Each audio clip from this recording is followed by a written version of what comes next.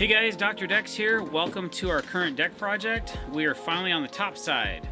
So we're laying down some decking and we're doing some special product inside the seams of the deck. I'll explain that in a minute. If you like what you see today, don't forget to click that subscribe button and hit that bell icon if you want to be notified when we're putting out new content. All right, so what we have here is a product made by TimberTech. It's called AZEK, and the color is called Island Oak. It's being phased out, and the clients really love this color, so we were able to get enough of it to provide them with a replacement of this front deck. We've extended it an additional 2 feet from what they used to have, and we're using a product called Dexerdry in between the deck boards so that it gives it a waterproof surface, and they can pull their cars up underneath here and stay dry, and it just keeps everything from getting soaking wet downstairs. So it's kind of a cool product.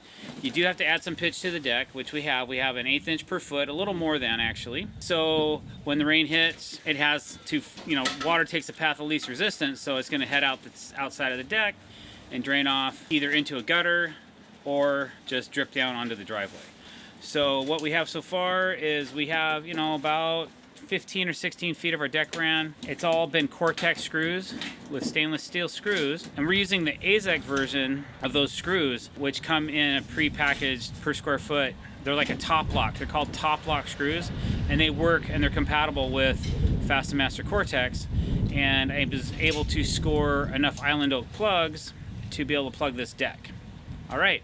So that's what we're doing, and you can follow along and see some of the techniques we use to actually install the Dexerdry. I can talk about them a little bit, explain to you why we're doing that as we go, and we'll just see how we do today. I'm hoping that we can finish up the rest of this deck. We had about 3 hours yesterday. We got around 10 feet laid. We're 2 hours into our day so far, and we've installed 10 boards. I say we probably have only been installing for an hour. We had about an hour of setup today and a safety meeting and all that stuff. So I'm hoping that we can get the other half of this deck laid. We're almost at 20 feet. Well, no, we're about 15 actually. 15 feet. When we hit that middle beam underneath there, we'll be at 20 feet. So follow along and see how we do.